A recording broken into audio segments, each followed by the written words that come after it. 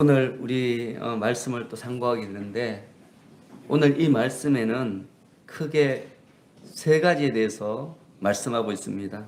첫 번째는 우리가 믿는 복음은, 우리를 구원하는 이 복음은 예수님께서 오시기 이전에는 그 누구도 듣지도 누려보지도 못한 그런 복음이라는 것입니다.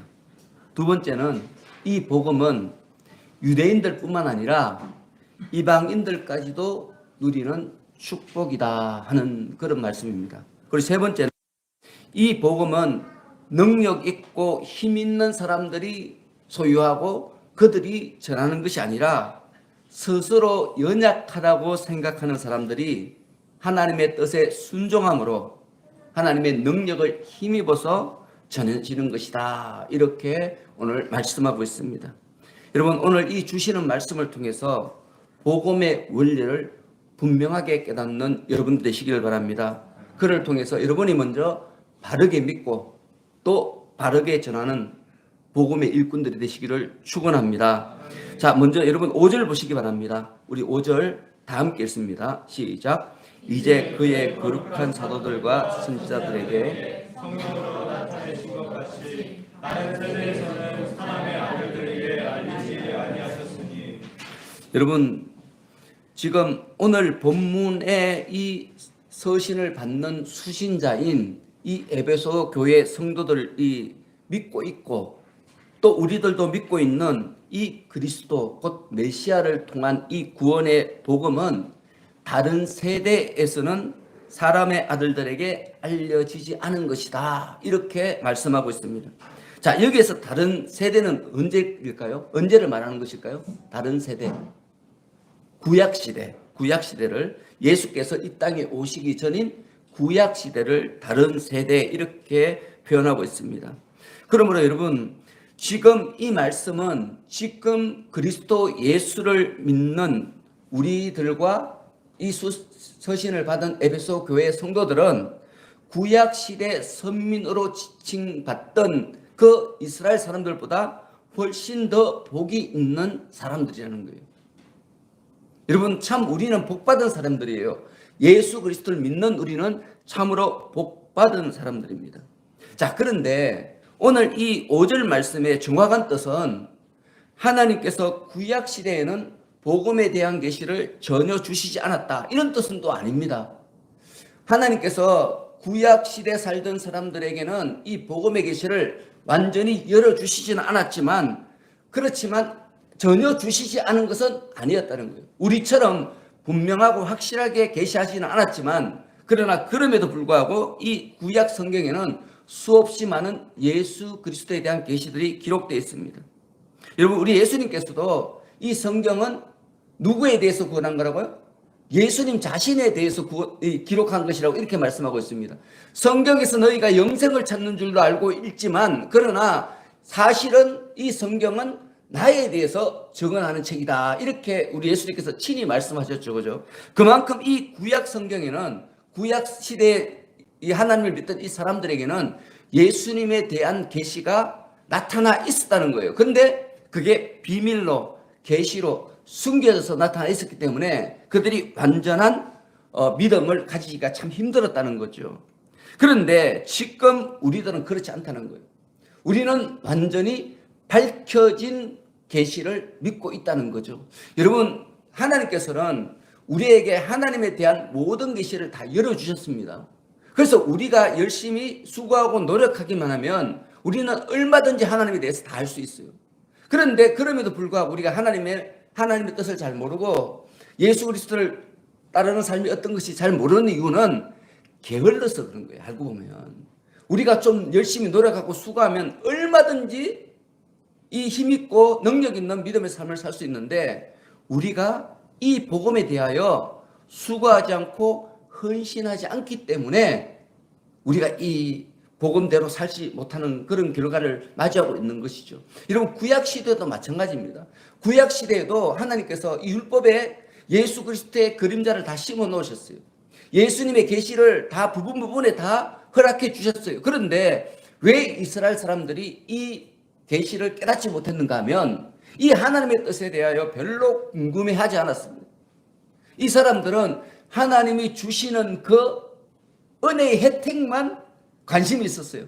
하나님이 주시는 축복, 하나님께 주시는 지혜, 하나님께 주시는 신령한 복들만 이 사람들은 원했지 하나님 그 분을 사랑하지는 않았어요. 여러분, 그렇게 하다 보니까 결국에는 하나님께서 주신 이 놀라운 은혜들로 인해서 그들이 멸망하게 당하는 그런 어리석은 선택을 할 수밖에 없었던 것입니다. 여러분, 특히 구약 시대 사람들은 6절에 보시면 이방인들이 복음으로 말미암아 그리스도 예수 안에서 함께 상속자가 되고 함께 지체가 되고 함께 약속에 참여하게 된다는 이 사실을 몰랐어요. 하나님을 진정으로 사랑하고 하나님의 뜻대로 살기에 힘썼다면 그들은 모든 사람이 그리스도 예수 안에서, 좀 더 쉽게 말하면 하나님 안에서 함께 하나님의 상속자가 되고 함께 하나님 안에서 지체가 되고 함께 하나님의 약속에 참여하게 된다는 이 사실을 분명하고 똑똑하게 알았을 것인데 이 사람들은 하나님을 사랑하지 않았어요. 하나님을 사랑하지 않았기 때문에 이 사람들은 하나님께서 주신 이 계시를 깨닫지 못했던 거죠. 물론 하나님께서 부분적으로 주신 그런 면도 있지요, 그죠? 하지만 여러분, 우리가 지난 시간에 살펴봤지 않습니까? 이 아브라함도 예수님이 오실 것을 알고 기뻐했다고 우리가 지난주에 배웠죠, 그죠? 아브라함은 예수님이 오시기 2000년 전 사람이에요. 그런데 그때는 예수님에 대한 계시도 없었어요. 성경도 기록되지 않았잖아요, 그죠? 그런데 그럼에도 불구하고 아브라함은 예수님에 대해서 알고 있었다는 거예요. 성경이 그렇게 우리에게 증언하고 있습니다. 우리가 하나님을 사랑하면 하나님의 마음을 우리에게 부어주시는 거예요. 그래서 우리가 하나님께서 계획하신 그 계획을 깨달을 수 있게 되는 거죠. 여러분, 왜 우리가 하나님의 뜻을 잘 못 깨닫고 있는 것입니까? 하나님을 진정으로 사랑하지 않기 때문에. 여러분, 우리가 부모와 자식 간에도 마찬가지거든요.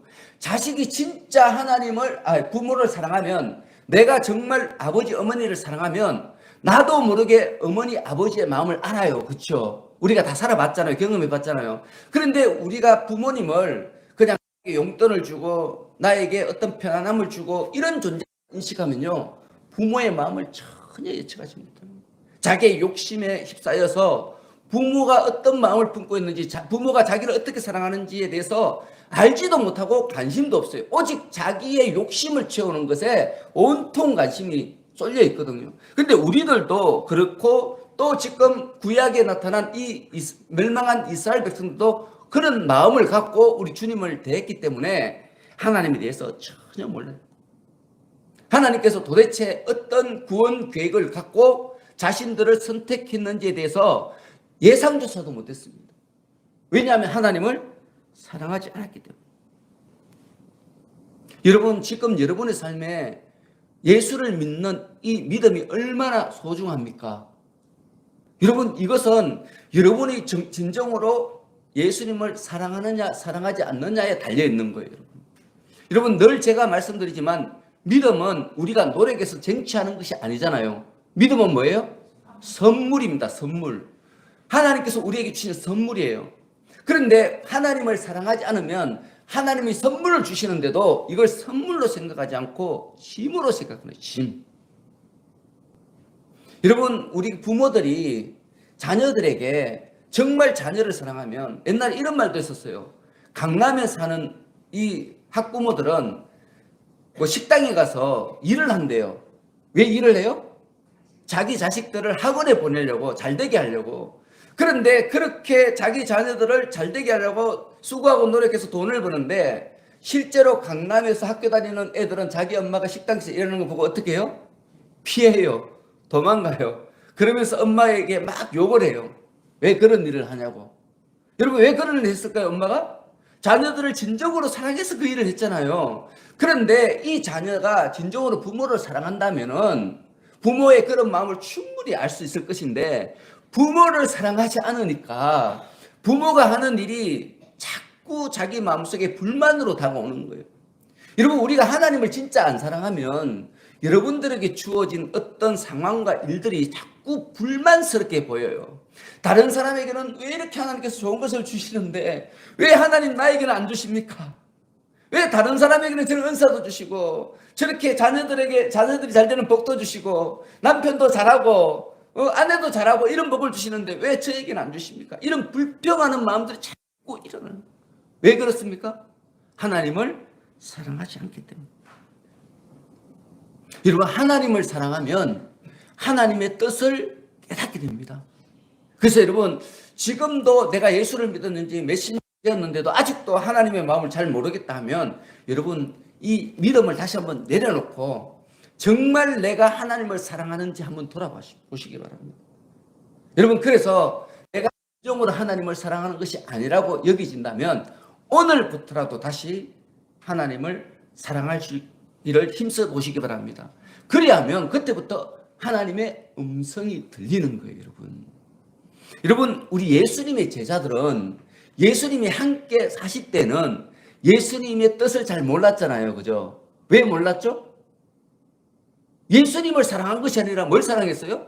예수님이 행하는 기적을 사랑했잖아요, 그 사람들이. 그러니까 예수님을 진짜 안 사랑했어요. 예수님을 진짜 안 사랑하니까 예수님이 수없이 많은 교훈의 말씀을 주셨는데 그것을 못 깨달았던 거예요, 여러분. 여러분, 예수님이 얼마나 3년 동안 얼마나 많은 구원의 복음의 놀라운 은혜의 말씀을 제자들에게 가르쳐 주셨을까요? 그런데 제자들 마음속에는 그게 하나도 안 심겨졌어요. 그냥 다 한 귀로 듣고 한 귀로 흐르는 거예요. 언제까지? 예수 그리스도께서 십자가에 못 박혀 죽으셨다가 부활하시기 이전까지는 계속 그렇게 했어요. 그런데 예수님께서 자기 죄를 다 자기들의 모든 죄를 지시고 죽으셨다가 사흘 후에 부활하셨음을 보고 난 후에는 예수님이 누군지를 알게 되니까 예수님이 진짜 하나님이구나 하는 것을 깨닫게 되니까 그때부터 이 제자들은 예수님을 사랑하기 시작했습니다. 사랑했습니다. 이전에는 예수님이 가진 능력을 좋아했는데 부활하신 예수를 만나고 난 뒤에 뭘 좋아했어요? 그 다음부터는 예수님 자체를 좋아하게 되었어요, 여러분. 그래서 우리 예수님께서 부활하시고 성천하시기 이전에 제자들에게 명령을 하셨어요. 부탁을 하셨어요. 뭐라고 부탁했는가 하면 하늘과 땅의 모든 권세를 내게 주셨으니 그러므로 너희는 가서 모든 민족을 제자로 삼아 아버지와 아들과 성령의 이름으로 세례를 베풀고 내가 너희에게 분부한 모든 것을 가르쳐 지키게 하라. 이렇게 명령하셨어요. 또 이런 명령도 하셨어요. 오직 성령이 너희에게 임하시면 너희가 권능을 받고 예루살렘과 온 유대와 사마리아와 땅끝까지 이르러 내 증인이 되리라. 이런 명령을 하셨어요. 여러분, 부활하신 예수를 만나기 전에 예수님이 이 말씀을 했다면 한 귀로 듣고 한 귀로 흘렸을 거예요, 제자들이. 저는 확신해요. 분명히 그렇게 했을 거예요. 근데 이 제자들이 부활하신 예수님을 만나고 난 이후에는 예수님을 사랑하게 됐잖아요, 그죠? 예수님을 사랑하니까 이 예수님의 이 말씀이 어떻게 들려요? 자기에게 주시는 복으로 들리는 거예요. 우리 예수님이 복음을 전하라 그랬거든요. 야, 너 나를 믿고 잘 먹고 잘 살아라. 복 받아서 부자가 되라. 권력자가 되라. 건강하게 장수해라. 이런 말씀을 한 게 아니고 희생하고 너는 복음을 해서 죽어라. 이렇게 말씀하셨거든요. 그런데도 이 말씀이 좋게 들렸어요. 좋게 들렸어요. 왜요? 예수님을 사랑했으니까. 예수님을 진짜로 믿으니까. 여러분, 정말 여러분들이 예수님을 믿는다면 지금 여러분들에게 주어진 이 삶이 누가 준 거예요? 예수님 하나님이 준 거잖아요. 근데 여기에 대해서 불만할 이유가 있을까요? 없죠, 그죠? 없죠. 자, 내가 왜 지금 사는 삶이 불만스럽고 왜 이렇게 내 마음에 안 드느냐? 내 외모도 마음에 안 들고 내 성격도 마음에 안 들고 내가 가진 것들도 마음에 안 들고 왜 그런지 아십니까? 예수님을 사랑하지 않기 때문에. 여러분, 예수님을 사랑하면 내가 가진 모든 것을 하나님께서 주신 것이라는 확신을 갖게 되고요. 그래서 나에게 주어진 이 모든 일에 최선을 다하게 돼요. 이게 바로 믿음입니다, 여러분. 믿음은 다른 게 아니에요, 여러분. 여러분, 제자들은 예수님으로부터 땅끝까지 이르러 내 증인이 되라 이 명령을 받고요. 그 이후에는 삶이 다 달라져요. 지금껏 살아오던 삶에서 완전히 다른 삶을 살게 됩니다. 복음을 위해서 자신의 모든 삶을 헌신해요. 여러분, 그런데 이 복음을 알고 있는 사람들은 누구예요? 자기들밖에 없잖아요. 3년 동안 예수님을 따라다니면서 예수님과 함께 먹고 자고 하면서 열심히 말씀을 배운 사람은 누구예요? 사도들밖에 없어요. 나머지 사람들은 주위에서 그냥 예수님이 설법을 전하면 듣기도 하고 어떨 때는 바쁘면 참 가지도 않고 자기들이 원하는 시간에 와서 예수님 말씀을 들었을 뿐이에요. 그런데 모든 것을 헌신해서 예수님의 말씀을 들은 사람들은 누구예요? 사도들밖에 없었어요. 그래서 사도들이 이 성령 받고 교회의 지도자가 되어서 자기의 일생을 복음을 위해서 헌신했던 거예요. 왜냐하면 이 사도들 외에는 예수님에 대해서 명확하게 아는 사람들이 존재하지 않았거든요. 자기들이 복음을 전하지 않으면 이 복음이 전해질 방법이 없었습니다. 그래서 여러분 이 사도행전을 읽어보면 예루살렘 초대교회에 성령의 이 역사가 충만하게 이렇게 이루어지자 수많은 사람들이 예수를 믿잖아요. 그죠? 성경의 기록에 의하면 한 번에 몇 명이 세례를 받아요? 3,000명, 또 5,000명. 그러니까 적혀 있는 것만 그건데 기록되지 않는 거 합치면 어마어마하겠죠. 그죠? 수만 명, 어쩌면 수십만 명이 교회에 나설지도 몰라요. 그런데 그 나온 사람들이 전부 다 믿음이 좋은 사람이 아니고 가난한 사람, 헐벗은 사람, 병든 사람 얼마나 많았겠어요. 전부 다 자기 병을 고쳐주기를 원하고 자기의 연약함을 치유해주기를 원하고 자기를 위로해주기를 원하고 이런 사람들이 어마어마하게 많이 왔을 거 아니에요. 근데 그 사람들을 그렇게 돌봐줄 수 있는 사람은 또 사도들밖에 없어요. 그 사도들이 구제하는 일, 사람들을 돌보는 일에 온 힘을 기울였어요. 그런데 그렇게 하니까 교회에 뭐가 생겼어요? 분쟁이 일어났어요. 분쟁이. 왜요? 하나님의 교회는 뭐로 기초가 세워져야 돼요? 하나님의 말씀으로 기초가 세워져야 돼요. 하나님의 말씀으로 기초가 세워진 게 아니고 하나님이 주신 것으로 기초가 세워지니까 그때부터 말썽이 일어나는 거예요. 여러분. 여러분 하나님의 교회는요. 하나님이 주신 은혜나 은사로 세워지는 게 아닙니다. 여러분. 그것으로 세워지면 반드시 부패하고 넘어지고요. 변질됩니다. 하나님의 교회는 뭐로 기초가 돼야 돼요? 하나님의 언약의 말씀. 그래서 사도들이 교회에 분쟁이 일어나자 하나님 뜻인 줄 믿고 자기들은 구제하는 일, 사람들을 돌보는 일을 딱 그치고요. 그 다음부터 뭘 했어요? 말씀을 증거하는 일과 기도하는 일에 온전히 최선을 다했습니다. 그 이후로부터 이 제자들은요. 모든 자기들이 가진 모든 것을 다 동원해서 복음을 전하는데 온 힘을 기울였습니다. 여러분 이 제자들은요. 자기들 위에는 이 교회의 기초를 닦을 사람이 없다는 것을 분명히 알았습니다. 그리고 아무나 이 교회의 기초를 닦으면 안 된다는 것도 분명히 알고 있었습니다. 그들은 이 예수님의 복음이 자기 조상적으로부터 전해져 내려오던 계시의 완성임을 분명하게 알았습니다. 예수님으로부터 받은 것 외에는 어떤 복음도 없다는 것을 확신했습니다. 그래서 그들은 온 힘과 역량을 다 기울여서 복음의 기초를 닦는 일에 매진했던 거예요. 자, 그렇다면 여러분, 지금 이 시대에 예수 그리스도의 복음을 아는 사람은 누구입니까? 여러분이잖아요. 그죠? 저를 포함한 여러분들이에요. 근데 여러분들이 예수님의 뜻을 잘 모르면 교회가 어떻게 되겠습니까? 무섭죠. 그죠? 좀 무섭죠. 그렇지 않습니까? 여러분들에게 얼마나 큰 사명이 주어졌는지 알면 여러분들은 두렵고 떨릴 수밖에 없어요. 여러분들은 말씀을 알기 위해서 노력할 수밖에 없고요. 하나님께 우리의 삶을 의지할 수밖에 없는, 기도할 수밖에 없는 거예요. 근데 내가 그렇게 하지 않은 이유는 뭔가 하면 지금 오늘 본문에 기록된 이 사도들의 마음을 내가 이해하지 못했기 때문에. 다시 말해서 복음에 대해서 진정으로 깨닫지 못했기 때문에 우리가 이런 사실에 집중하지 않는 거죠. 내가 말씀을 배우기 힘쓰지 않고 기도하기 힘쓰지 않는 이유는 바로 그 때문입니다.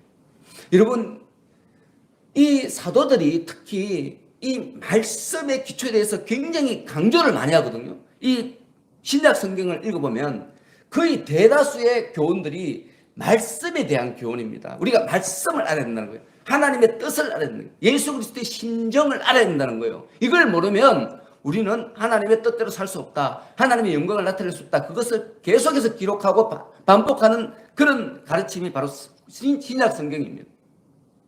여러분 왜 이렇게 이분들이 이런 것을 강조하고 또 강조했을까요? 한 번만 말해도 되잖아요.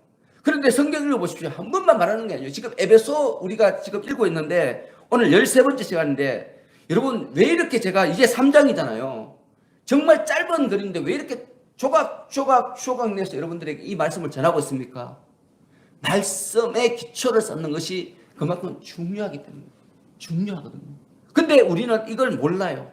이걸 모르니까 하나님의 교회가 자꾸 이상해지는 거죠.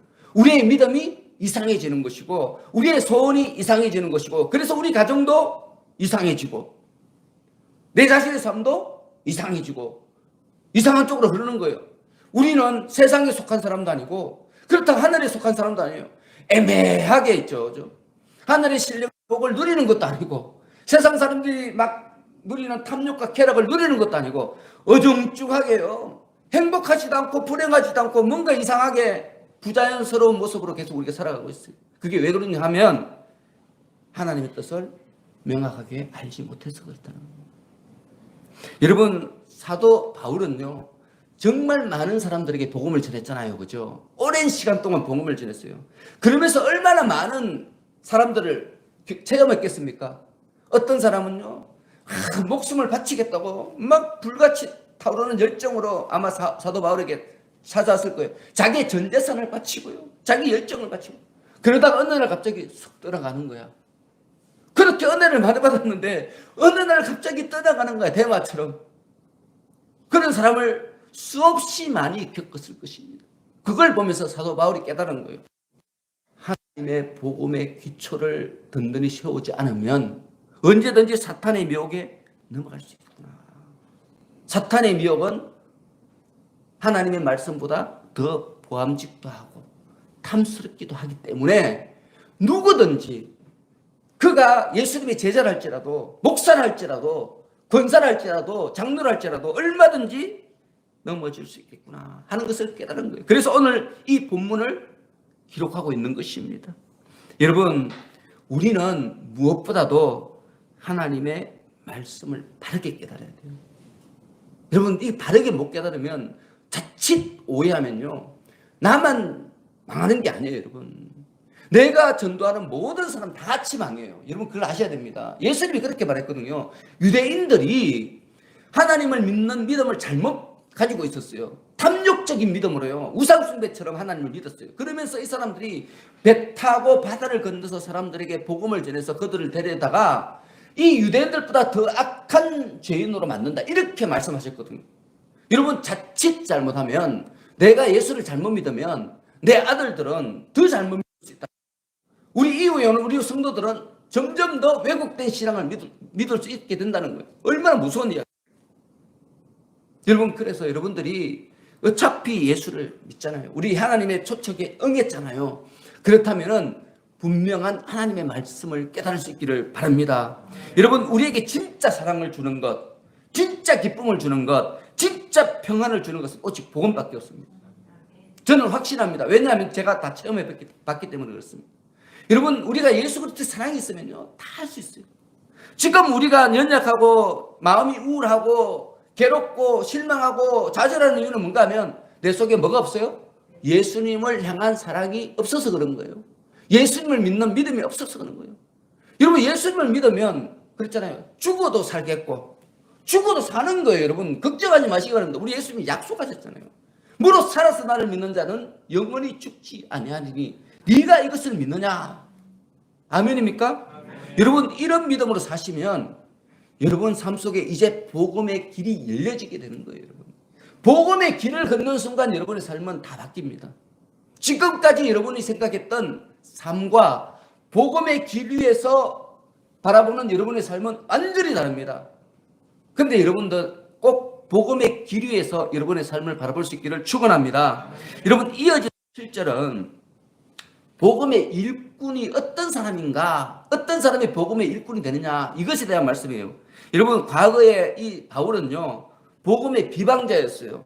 복음의 박해자였어요. 복음의 폭행자였습니다. 근데 이 사람이 일꾼이 됐다는 거예요. 그게 바로 7절이죠. 다 같이 읽습니다. 7절 시작. 이 복음을 위하여 그의 능력이 역사하시는 대로 내게 주신 하나님의 은혜의 선물을 따라 내가 일꾼이 되었노라. 여러분 이 7절은요 정말 중요합니다.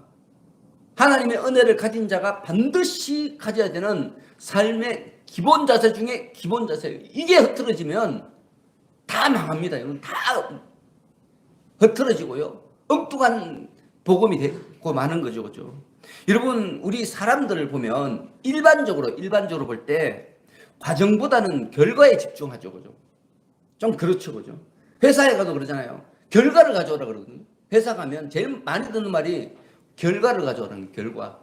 사람들은 결과를 좋아하죠. 그죠? 그래서 여러분, 우리 성도들도 좀 그런 것 같아요. 어떤 목사님이 상가 지하에서 교회를 개척했어요. 그런데 큰 교회를 이루었어요. 김원호 목사님처럼 오림교회처럼 큰 교회를 이루었어요.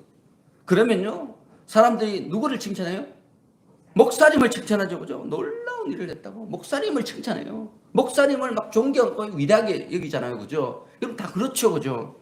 어떤 성도가 기도를 많이 했어요. 신유의 은사를 받았어요. 그래서 안수해서 기도하면 병이 척척 나요. 그러면 사람들은 누구를 존경해요? 그 병을 고치는 성도님을 존경하죠. 그죠? 그분이 권사일 수도 있고, 특히 권사님들이 많죠. 그죠? 권사님들이 기도를 많이 하니까 은사를 많이 받아요. 목사님들도 많고요. 그러면 그 안수한 사람을 존경한 눈으로 바라보면서요, 그분에게 다 갖다 바쳐요. 자기의 시간도 바치고, 자기의 마음도 바치고, 자기의 정력도 바치고, 다 바쳐요. 여러분, 오늘 본문의 이 사도 바울도 똑같아요. 여러분, 사람들은 그가 비방자에서 박해자에서 폭행자에서 온 세상에 복음을 전한 복음의 일꾼이 된 것에 대해서 정말 존경의 눈으로 바라봐요. 우리 목사님들도 다 사도 바울을 본받고 싶다 이런 말을 하거든요. 사도 바울이 진짜 우상처럼 여겨져요. 그 정도로 굉장히 존경을 받죠. 그죠? 그런데 오늘 본문은요, 7절은 그게 아니라는 거예요. 여러분, 그게 아니라는 거예요. 지금 여러분, 사도 바울은 자기가 모든 이런 위대한 일들을 자기의 업적이 아니라고 지금 말하고 있죠. 뭐라고 말해요? 하나님의 은혜의 선물이라는 거예요. 여러분, 이게 중요한 거. 이걸 잊어버리면 안 되는 거죠. 여러분, 자기가 사도 바울이 복음의 박해자에서 위대한 복음의 일꾼이 된 것은, 그 과정에는 자기의 지성이나 인격이나 노력이나 어떤 능력이 조금도 작용하지 않았다는 거예요. 그것은 오직 하나님의 역사하심의 결과였다는 거죠. 이걸 잊어버리면 안 돼요. 이거. 근데 너무 많은 사람이 이걸 잊어버려요. 자꾸 이것 외에 뭔가를 첨가하려고 그래요. 그래서 복음이 왜곡되는 거예요. 여러분, 자 보십시오. 여러분들이 생각할 때 인간은 어떤 존재예요? 인간. 우리가 인간이잖아요. 우리는 어떤 존재입니까? 자, 여러분 자신을 한번 생각해 보시죠. 여러분 자신은 어떤 사람이에요? 지금 여러분은 어떤 사람이에요? 어떤 마음을 갖고 사세요? 정말 착합니까? 착하게 사십니까? 정직하게 사십니까? 욕심 없습니까? 욕심 없습니까? 나보다 이웃이 더 중요합니까? 성경에 가르친 대로 삽니까? 좀 그러면 정직하게 말하면 좀 어렵잖아요. 그죠? 쉽지 않죠. 그죠? 정말 쉽지 않습니다. 그런데 성경은 우리에게 우리가 어떤 존재인가 어떻게 말하는가 하면 예레미야 17장 9장에서 17장 9절에서 이렇게 말합니다. 조금 여러분 기분이 상할 수도 있습니다. 이렇게 말합니다. 만물보다 거짓되고 힘이 부패한 것이 사람이다. 여기 사람은 우리를 이야기하는 거거든요. 우리예요, 우리. 우리가 만물보다 거짓되고 힘이 부패했다는 거예요.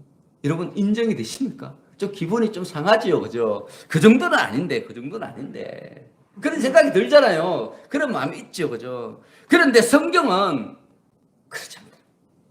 너희들이 부패했다. 심히 부패한 것이 너희들이다. 여러분, 예를 들면 이 사도 바울이 오늘 본문의 주인공이니까 사도 바울은 자기가 하나님을 믿던 이 믿음이 잘못된 믿음이라는 것을 스스로 깨달았어요? 그게 아니잖아요. 사도 바울은 자기가 생각한 하나님을 자기 머릿속에 그리며 자기 마음대로 하나님을 해석해서 자기가 생각한 하나님의 뜻대로 막 살았어요. 근데 자기가 생각한 하나님은 예수 그리스도의 교회를 인정하지 않는 하나님이었어요. 그래서 교회를 박해하고 심지어 성도들을 죽이고 교회를 부셔버렸어요. 여러분, 그런데 이 바울을 누가 변화시켰어요? 하나님이 변화시켰어요. 바울은 변화될 마음이 있었어요? 없었어요? 없었어요. 근데 누가 변화시켜줬어요? 그러니까 여러분, 이 바울이 하나님이 직접 찾아가셔서 그의 마음을 변화시켜주지 않았다면 그는 계속해서 교회를 박해하다가 결국 멸망당했을 것입니다. 여러분, 이거는 뭐 맞죠, 그죠? 이게 뭐 반론할 사람 없죠, 그죠? 그런데 그가 그런 악한 행위에서 벗어날 수 있었던 것은 오직 뭐 때문에요? 하나님의 긍휼과 자비, 은혜 때문이었어요. 바울은 늘 이걸 기억했던 거죠. 이걸 기억했던 거죠. 여러분, 우리가 하나님의 일꾼이 된 것, 내가 잘나서 된 게 아니라는 거예요. 내가 잘나면 큰일 납니다. 하나님의 뜻과 우리 생각은 다르기 때문에 내가 하나님의 뜻보다 잘나버리면요, 내 뜻대로라면 하나님의 뜻은 무너지게 됩니다. 사탄의 오른편에 서게 되는 거예요. 나도 모르게 그렇게 되게 돼 있습니다. 여러분, 우리가 지금 서 있는 이 성도의 자리는 오직 하나님의 은혜예요. 여러분, 우리가 이 성도의 삶을 살려면은 우리에게 뭐가 있어야 돼요? 하나님의 은혜가 있어요. 하나님의 은혜로 우리가 성도의 삶을 사는 거지 나의 결단이나 노력으로 사는 게 아니라는 거예요. 하나님의 은혜에다가 그 위에 나의 노력이나 나의 결단이나 나의 생각이 더듬혀지면 이단이 되는 겁니다, 여러분. 근데 너무 많은 사람들이 하나님의 말씀을 자기의 삶에 자꾸 적용시켜요. 적용시키면 왜곡되는 거예요, 여러분. 하나님의 말씀은 적용하는 게 아니에요. 적용하는 말씀도 있긴 있지만 대다수의 하나님의 말씀은 적용하는 것이 아니라 뭐예요?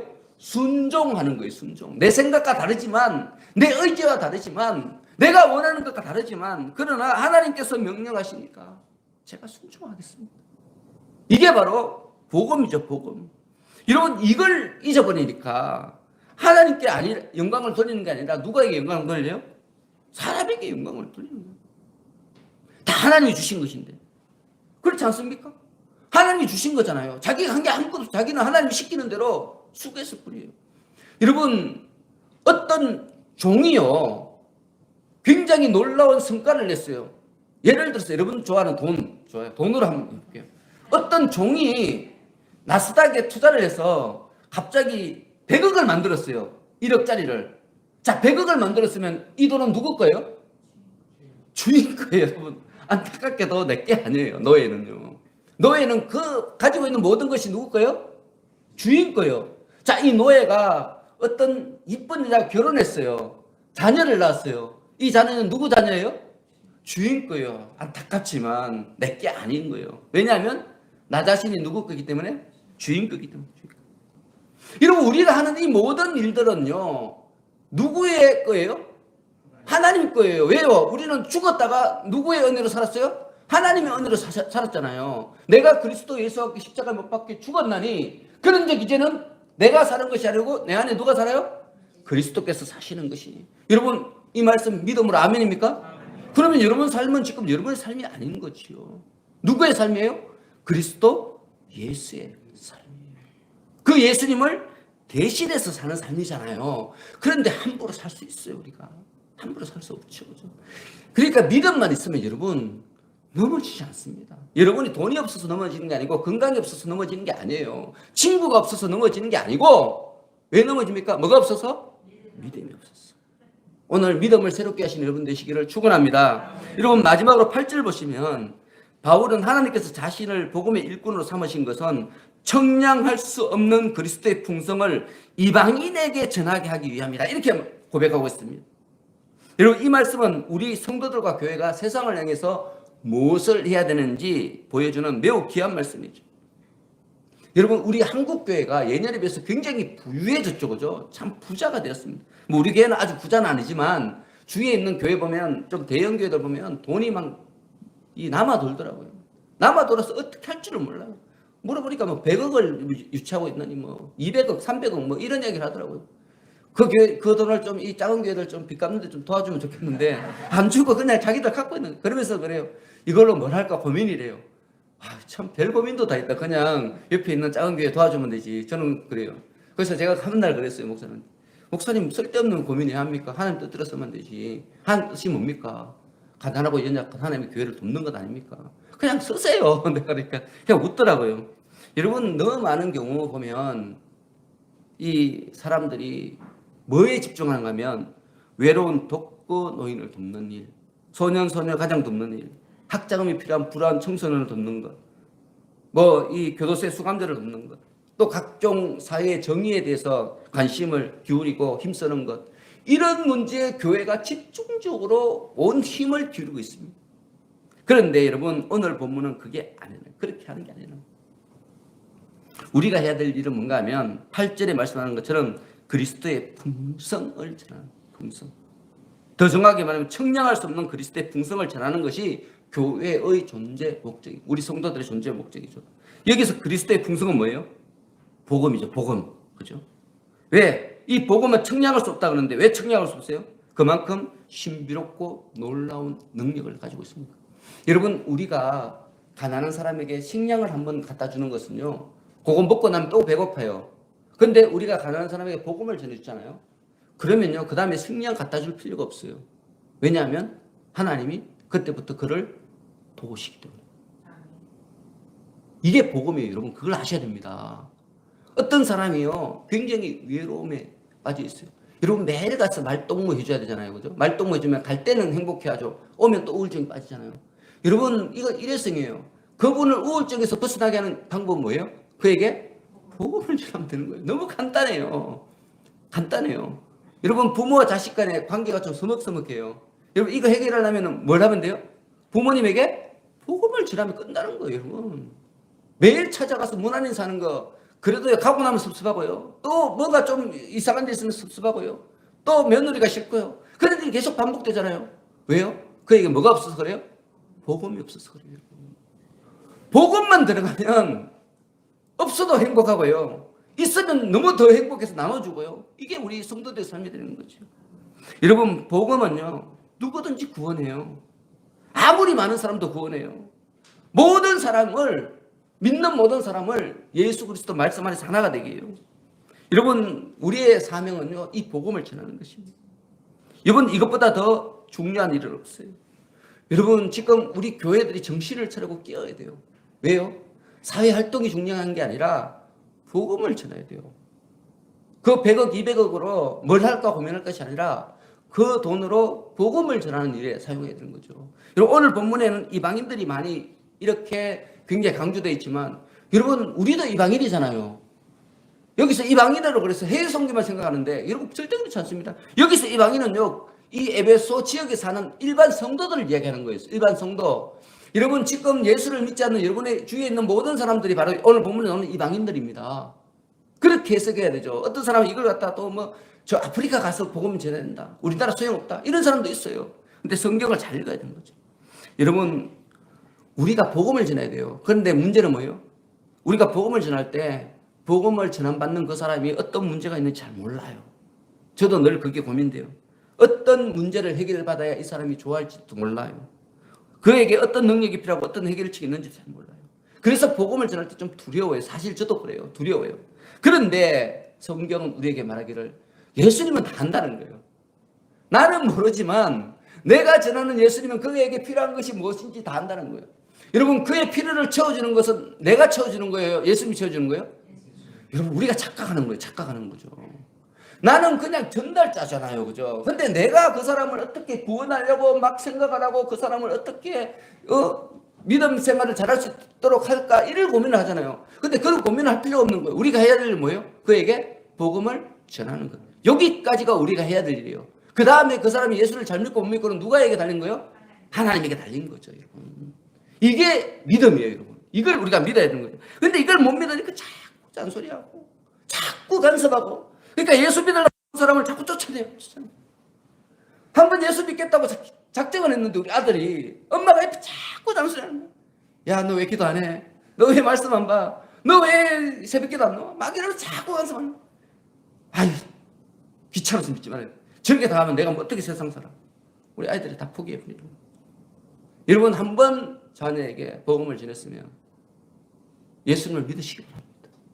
맡기세요. 그냥 맡기면 되잖아요. 무겁고 힘든 짐 누구에게 맡겨요? 예수님에게 맡기고 우리는 싣고 가면 예수님의 멍에를 매면 되는 거예요. 주님의 가시는 길에 따라가면 되는 거예요. 우리는 종이에요. 종. 그냥 종이에요. 종은 주인이 시키는 대로 하면 되는 거예요. 종은 책임도 없어요. 책임은 누가 져요? 주인이 지는 거예요. 여러분, 그런 어리석은 생각하지 마시고 가벼운 마음으로, 즐거운 마음으로, 행복한 마음으로 예수 그리스도를 믿으시기를 축원합니다. 기도하겠습니다. 하나님 아버지, 사도들은 그 무엇보다도 예수님의 말씀을 가르쳤습니다. 왜냐하면 그것이 복음의 기초였기 때문입니다. 기초가 튼튼하지 않으면 언제든지 변질될 수 있었기 때문입니다. 하나님, 저희들도 말씀의 기초를 튼튼히 쌓아서 우리뿐만 아니라 만나는 모든 사람들에게 하나님 안에 감추어졌던 비밀의 경륜을 전하게 하여 주옵소서. 그를 통해 가는 곳마다 예수님의 화평이 임하는 역사를 보게 하여 주옵소서. 우리 구주 예수 그리스도 이름으로 기도하옵나이다. 아멘.